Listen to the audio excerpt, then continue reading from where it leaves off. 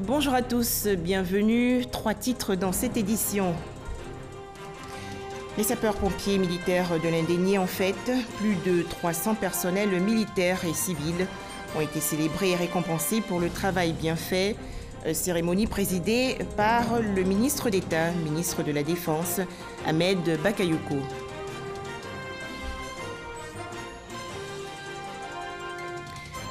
Réduire la vitesse au volant pendant la période des fêtes de fin d'année 2018 en Côte d'Ivoire, message clé de la caravane de sécurité routière initiée par l'Office de la sécurité routière. Première étape, les communes de Abobo, Cocody, Koumassi, Trashville et Yopougon. Enfin, nouveau mécontentement de l'opposition en République démocratique du Congo. À 2 jours des élections, plus de 1000 bureaux de vote ont été fermés à Kinshasa, la capitale.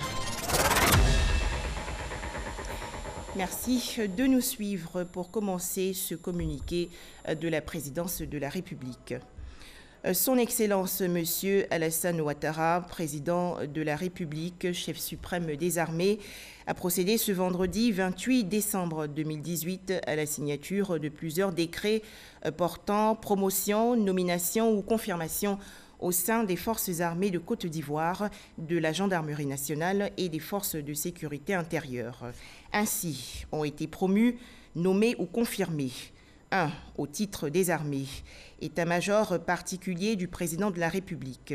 Le général de division Diomandé Vagondo est promu général de corps d'armée et confirmé chef d'état-major particulier du président de la République. Inspection générale des armées. Le contre-amiral Djakarija Konaté est promu vice-amiral et nommé inspecteur général des armées. État-major général des armées. Le général de brigade Doumbia Lassina est promu général de division et nommé chef d'état-major général des armées en remplacement du général de corps d'armée Touré Sékou, admis à faire valoir ses droits à la retraite. Le général de brigade Kwame Ondry Julien Sébastien est nommé chef d'état-major général adjoint des armées. Le colonel-major Dem Ali Justin est nommé chef d'état-major de l'armée de terre. Le général de brigade aérienne Kofi Nguessan Alfred est confirmé chef d'état-major de l'armée de l'air. Le capitaine de vaisseau major Nguessan Kwame Célestin est promu contre-amiral et nommé chef d'état-major de la marine nationale en remplacement du contre-amiral Djakarija Konaté. Commandement des forces spéciales, le lieutenant-colonel Tibé Bi Lopua Toussaint est promu colonel et nommé commandant des forces spéciales. 2. Au titre de la gendarmerie nationale, le général de brigade Touré Alexandre Apalo est nommé commandant supérieur de la gendarmerie nationale en remplacement du général de division Kwaku Nicolas, admis à faire valoir ses droits à la retraite. Le colonel-major Kwasi Konan René Stanislas est nommé commandant supérieur en second de la gendarmerie nationale. 3. Au titre de la police nationale, le contrôleur général Kouyete Youssouf est confirmé directeur général de la police nationale. Le commissaire divisionnaire major Yao Kwame est nommé contrôleur général et confirmé directeur général adjoint chargé de la sécurité publique. 4. Au titre des douanes ivoiriennes, enfin, le colonel-major des douanes Dapierre, directeur général des douanes, est promu contrôleur général. Fait à Abidjan le vendredi 28 décembre 2018. Des réjouissances chez les sapeurs-pompiers militaires de l'Indénié dans la commune d'Adjamé. Plus de 300 personnels militaires et civils ont été récompensés pour le travail bien fait. Cérémonie présidée par le ministre d'État, ministre de la Défense, Ahmed Bakayoko. C'est un reportage de Abou Sanogo. Ils ont mérité de ce corps par leur engagement, leur constance et leur don de soi. Ils sont récompensés pour avoir contribué au rayonnement du groupement de sapeurs-pompiers militaires. Cette cérémonie, en présence du ministre d'État, ministre de la Défense Ahmed Bakayoko, se veut la reconnaissance de la constance de ces hommes pour la patrie. Elle marque la distinction de 313 sapeurs-pompiers en activité, 21 personnels d'autres corps des forces armées de Côte d'Ivoire et de la gendarmerie nationale, et aussi les civils qui n'ont jamais fait partie du GSPM, le groupement de sapeurs-pompiers militaires, et qui par leurs actes ont été d'un apport inestimable pour ce corps.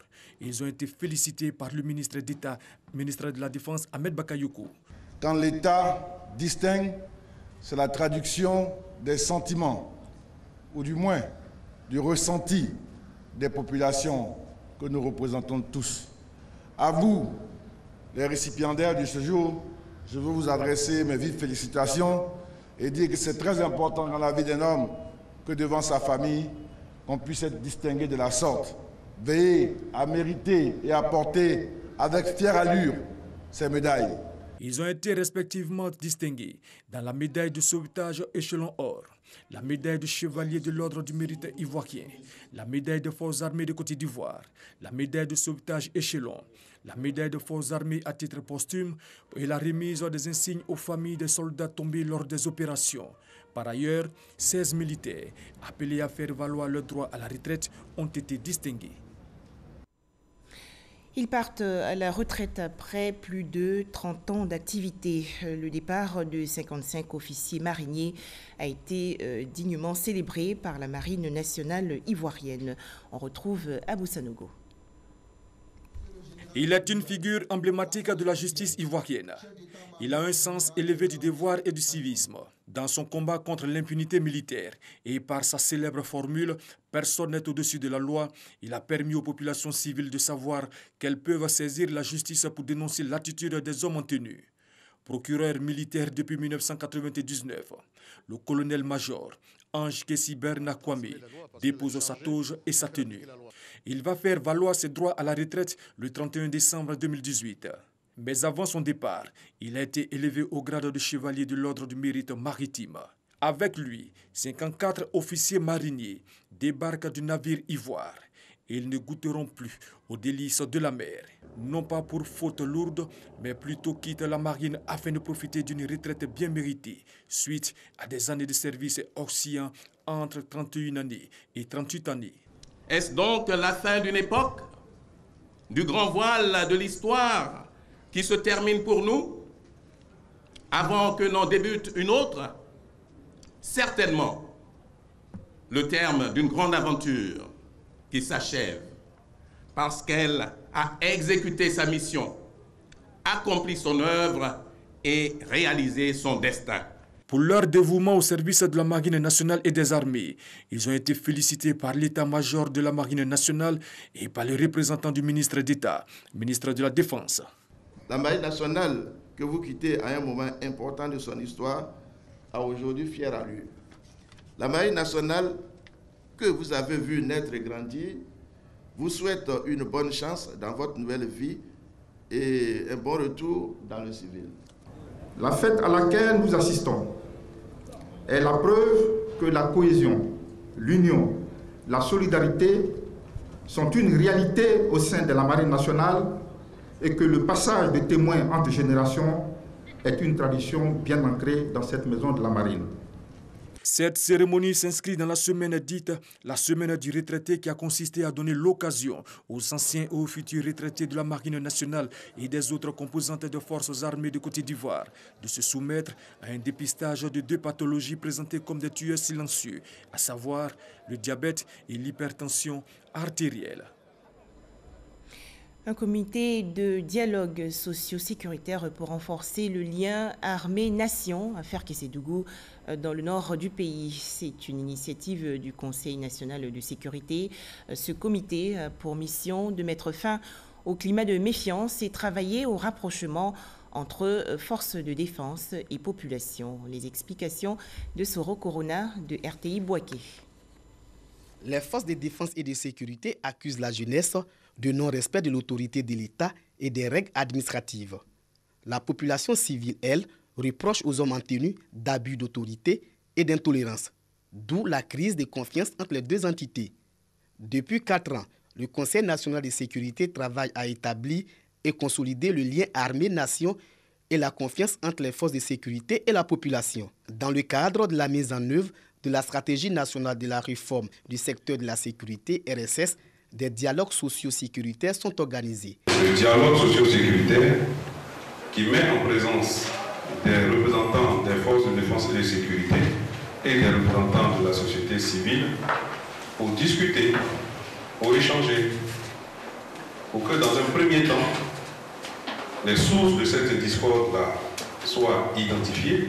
À Ferké, dans la même salle, population civile et hommes en treillis ont identifié les sources de la méfiance en vue de transformer les désaccords en accords. Pour continuer le travail du Conseil national de sécurité sur le terrain, un comité civilo-militaire a été mis en place. Ce comité mixte a pour mission de prévenir les conflits entre les deux parties et de transformer la méfiance en un dialogue permanent. Une rencontre de football a ponctué cette rencontre. Le projet pilote de dialogue socio-sécuritaire démarré au mois de novembre 2016 a concerné 6 régions. Dans l'actualité nationale également, l'ouverture de la 2e session de la Cour d'assises de Daloa dans le centre-ouest du pays. 28 affaires criminelles sont annoncées. Les jurés ont prêté serment. Les précisions de Nganan Konaté. Cette session de la Cour d'assises de Daloa sera conduite par 3 magistrats accompagnés des jurés. Au menu, 28 affaires dominées par des cas de viol. Ces présences d'assises offrent l'occasion au ministère public de poursuivre et de traduire les auteurs de ces infractions suscitées meurtre et viol devant les juridictions pour être jugés conformément à la loi et par conséquent apporter une réponse adéquate au déséquilibre social qu'elle cause. L'ouverture des assises, c'est aussi la prestation de serment des jurés. Au nombre de 9, ils seront chargés d'examiner les différents dossiers qui leur seront soumis. Le président des assises leur a recommandé l'impartialité dans l'exercice de leurs fonctions. Mesdames et messieurs les jurés, votre devoir est d'examiner avec l'attention la plus scrupuleuse les affaires qui vous seront soumises. Vous ne devez en aucun cas faire preuve de méchanceté, de passion, d'émotion ou de haine. Vos seuls maîtres étant votre conscience et votre intime conviction. En un mot, vous devez agir tout au long de cette session en digne et loyaux magistrats. Chefs coutumiers, autorités administratives et politiques ont pris part à l'ouverture de la 2e session de la Cour d'assises de Daloa. Des assises qui se dérouleront jusqu'au 22 février prochain. Je vous l'annonçais dans les titres, 5 communes du district d'Abidjan abritent la caravane de sécurité routière initiée par l'Office de la sécurité routière. Il s'agit de Abobo, Cocody, Koumassi, Trashville et enfin Yopougon. Objectif, sensibiliser les automobilistes aux règles de bonne conduite sur les routes pendant la période des fêtes de fin d'année 2018. Les précisions de Citasoro. Yopougon, Abobo, Cocody, Trashville et Koumassi, 5 communes du district d'Abidjan qui ont accueilli la caravane de sécurité routière initiée par le ministère des Transports. Distribution de prospectus, sensibilisation corps à corps, animation grand public, tout ceci pour amener transporteurs, conducteurs et même usagers à avoir un comportement responsable. La sécurité routière, tous concernés, tous responsables, est le thème choisi pour cette caravane.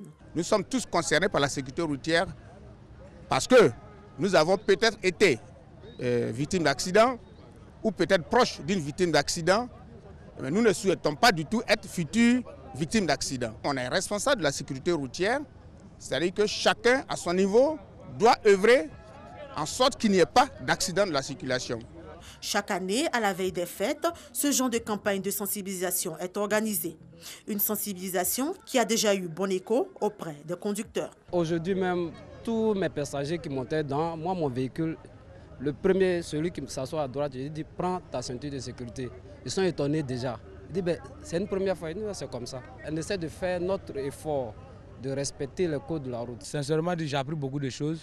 Ça m'a permis de comprendre comment faire pour bien rouler et respecter le code de la route. Ça m'a permis aussi de savoir que dans la voiture, quand tu sors matin, il faut contrôler les pneus, il faut voir l'état d'huile de moteur et tout ça. Pour ne pas que tu tombes en panne au milieu de la route pour créer des accidents. inutile. Après le district d'Abidjan, cap sera mis sur l'intérieur du pays. L'année dernière, à la même période, ce sont plus de 38 cas d'accidents de la circulation qui ont été enregistrés en Côte d'Ivoire, soit 29 pour la seule ville d'Abidjan. Les préparatifs des fêtes de fin d'année 2018 vont bon train en Côte d'Ivoire. Dans le district d'Abidjan, par exemple, les marchés et rues grouillent de monde. Malheureusement, pendant les heures de pointe, les populations font face aux embouteillages. Pire encore, le prix du transport en commun augmente. On en parle avec Walter Amadou Ouattara. Commune de Koumassi. Ambiance de fin d'année à la gare routière du Grand Carrefour.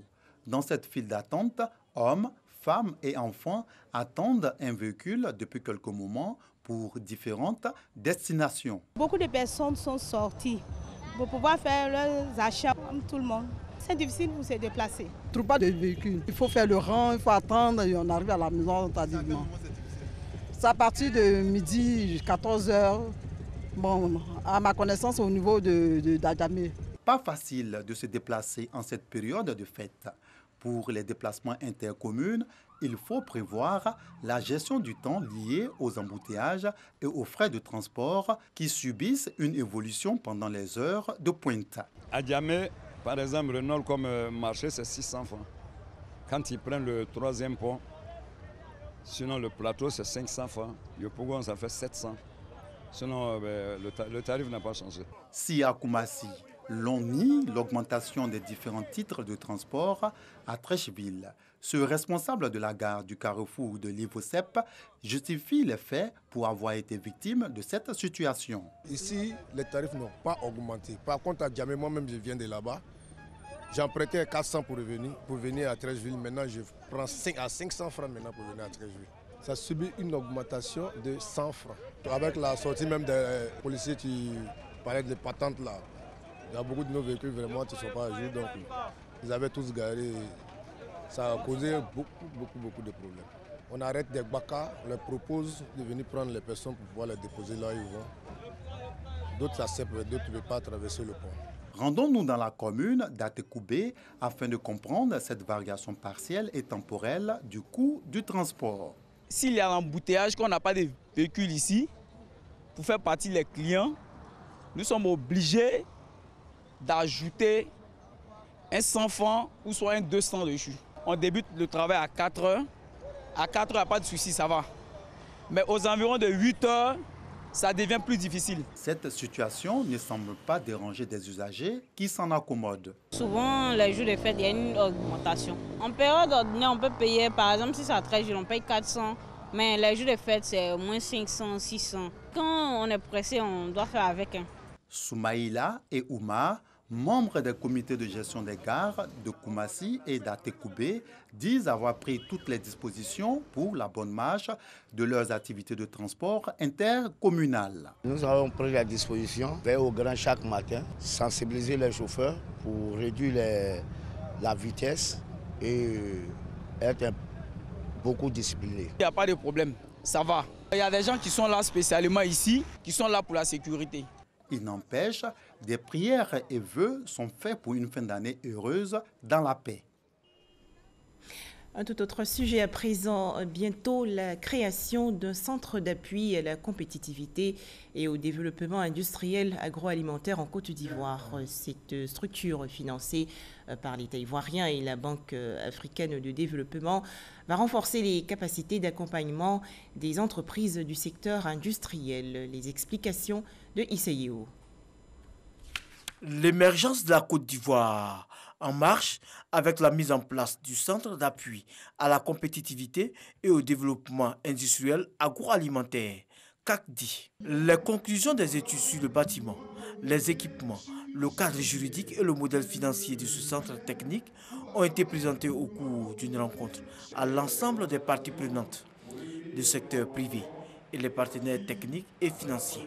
Selon le représentant du ministre du Commerce, de l'Industrie et de la promotion des PME, Koumena Mougo, le CACDI agroalimentaire sera le premier centre technique industriel ivoirien ayant pour mission de favoriser le développement de la transformation industrielle en Côte d'Ivoire. Ce centre mettra à disposition des entreprises du secteur agroalimentaire des services et des outils adaptés à leurs besoins en assistance technique. Le centre d'appui à la compétitivité et au développement industriel agroalimentaire est cofinancé par l'État de Côte d'Ivoire et la BAD, Banque africaine de développement. Au chapitre politique, les élections municipales en Côte d'Ivoire, elles permettent d'élire les conseillers municipaux. Après le vote donc des électeurs, place à l'élection des maires justement par les conseillers municipaux. Alors comment se déroule le scrutin? Les explications tout de suite dans ce dossier de Michel Digré.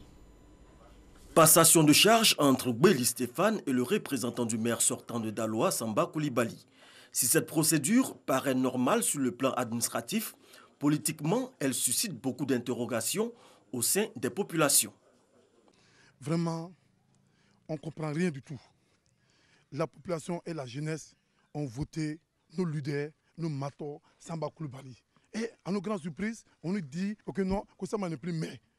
Comment nous, la population, on peut voter pour mettre quelqu'un en place et puis il va enlever comme ça le monsieur pour mettre quelqu'un d'autre là-bas. Donc vraiment, on n'est pas d'accord pour ça. En effet, c'est la liste conduite par Samba Coulibaly qui a été victorieuse au cours du scrutin municipal à Daloa le 13 octobre dernier.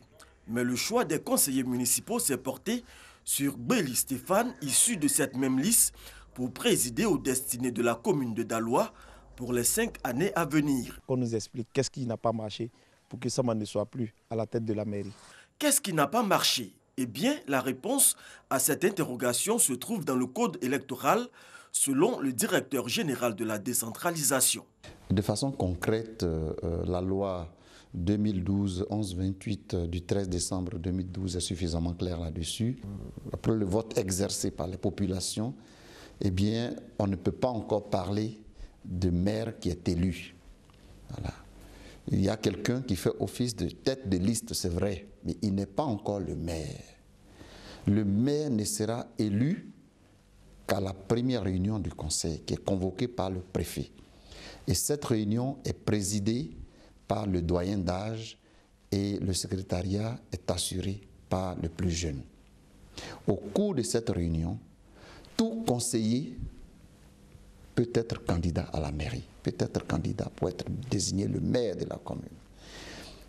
Ça peut être la tête de liste, mais ça peut être le dernier des conseillers aussi. Mais la désignation de maire, autre que la tête de liste, ne pose-t-elle pas un problème de légitimité? Oh, non, ça ne pose pas un problème de légitimité. Pourquoi? Parce que ça a un fondement juridique. Le code électoral, la loi électorale. Or, la loi est l'émanation de la volonté générale. C'est-à-dire, la loi a été adoptée par les députés qui sont les représentants du peuple. Dès lors, il n'y a pas d'illégitimité.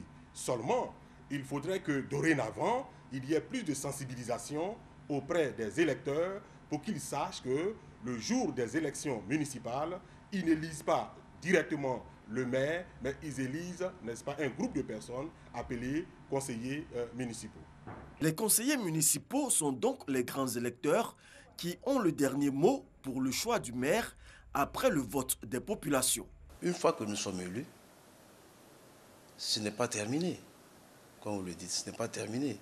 C'est maintenant même que l'élection va se faire, parce qu'il y a des grands électeurs. Ce sont les conseillers, une liste qui a été établie à partir de la proportionnelle.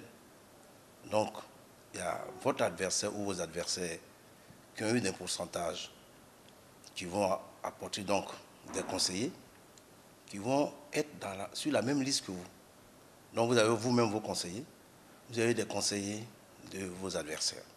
Après donc le scrutin, la commission électorale indépendante établit la liste proportionnelle en fonction du pourcentage de toutes les listes en compétition. La proportionnelle est transmise au ministère de l'Intérieur et de la Sécurité en vue de l'installation des conseils municipaux pour la désignation du maire. Par exemple, si votre liste a gagné l'élection à 60%, eh bien, vous aurez d'abord, si on a 50 conseillers municipaux, vous aurez d'abord 25 conseillers municipaux, voilà, qui sont de votre liste. Ensuite, les 25 autres qui restent, vous aurez 60% de ces 25 conseillers qui restent. La tête de liste victorieuse dans ce cas de figure a donc toutes les chances de s'installer dans le fauteuil municipal, à condition que ses conseillers adhèrent à sa vision jusqu'au second vote. Si on choisit des gens qu'on a cooptés pour être sur nos listes, pour aller défendre notre idéal commun, et qu'au niveau du vote indirect, ces personnes-là ont des incompréhensions avec nous, ces personnes-là deviennent des adversaires, je pense que déjà ça veut dire que nos choix même ne sont pas forcément les meilleurs. Et donc à ce niveau-là, il faut pouvoir faire confiance à ses propres choix. Et je pense qu'il faut pouvoir à ce niveau-là aussi mettre une bonne équipe qui a la même dynamique, la même vision pour pouvoir servir la population. Il n'y a pas que des mécontents à Daloa. Pour d'autres électeurs, il faut soutenir le maire élu par le conseil municipal. La démocratie, il faut respecter la loi. Les conseillers ont voté pour Béli Stéphane. Il faut laisser Béli Stéphane travailler les 5 ans. Le nouveau maire qui a été élu tout récemment, laissez-lui, M. Béli Stéphane n'a qu'à travailler. C'est la loi, c'est la loi. Ici, à Bingéville, l'élection du maire par les conseillers municipaux vient de s'achever. La tête de liste est confirmée dans ses fonctions. Nous sommes d'accord que celui qui doit diriger cette municipalité s'appelle Doumbia Issouf, depuis même le dépôt des dossiers à la CEI. Nous sommes dans un pays démocratique, donc moi je pense qu'après l'élection des populations, le conseil municipal peut décider autrement selon les capacités de tout un chacun. Toutefois, certains maires estiment que cette loi mérite d'être réformée. Dès qu'on arrive quand même au niveau de la loi à faire un petit amendement pour que celui qui a vraiment gagné largement, qu'on n'aille plus faire des rencontres pour choisir qui est le maire. Le maire est lui la tête de liste qui a battu beaucoup de campagnes. Il devait être celui qu'on doit retenir. Ce n'est pas une mauvaise loi. Je suis sûr que ceux qui ont pris cette loi-là avaient forcément des raisons pour prendre ces lois. Mais aujourd'hui, je pense quand même qu'avec ce que nous connaissons sur le terrain, on a envie de se poser pourquoi comme question. Parce que moi aussi je peux ne pas faire campagne comme il faut, laisser passer la liste de quelqu'un et puis avoir un peu plus de moyens maintenant d'aller faire campagne, je dirais un peu plus facilement auprès des conseillers municipaux et me faire élire.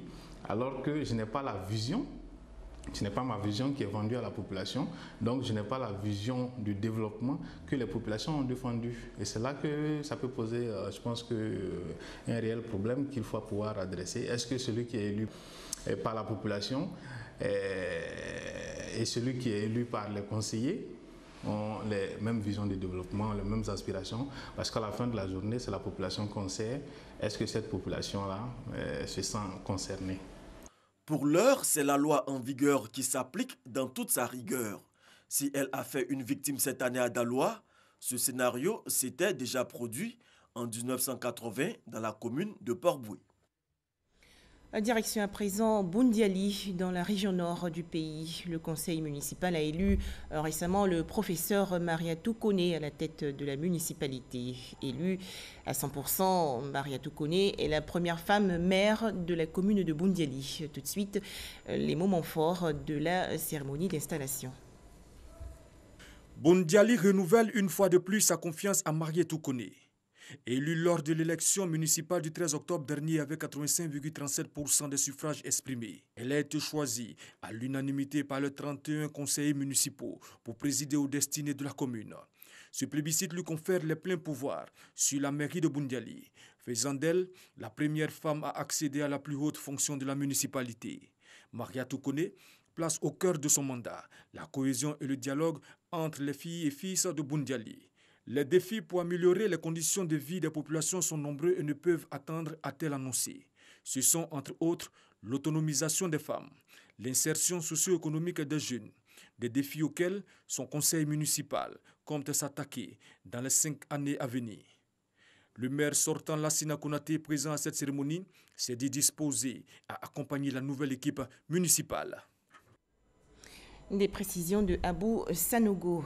Hors de chez nous, plus de 1000 bureaux de vote fermés à Kinshasa, en République démocratique du Congo, et cela à 2 jours des élections.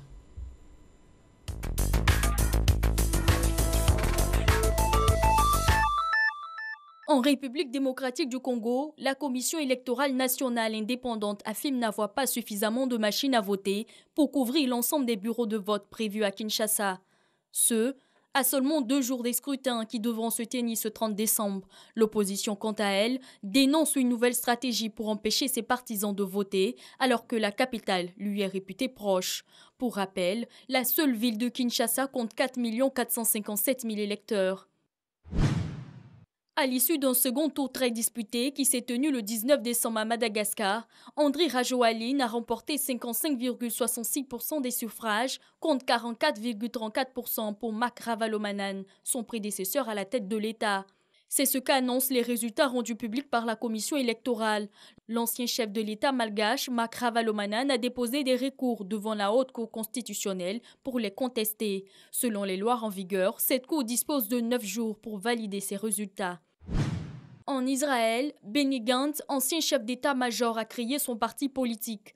Une décision interprétée par les populations israéliennes comme l'annonce de son entrée dans la course en vue des élections législatives anticipées prévues le 9 avril prochain. Benny Gantz a indiqué que sa formation avait pour but de renforcer Israël en tant qu'État juif et démocratique, avec également l'objectif de changer les priorités nationales. Voilà des précisions de Ahmed Traoré et Salim Atadia. Merci de nous avoir suivis. Je vous souhaite une excellente fin de semaine à tous.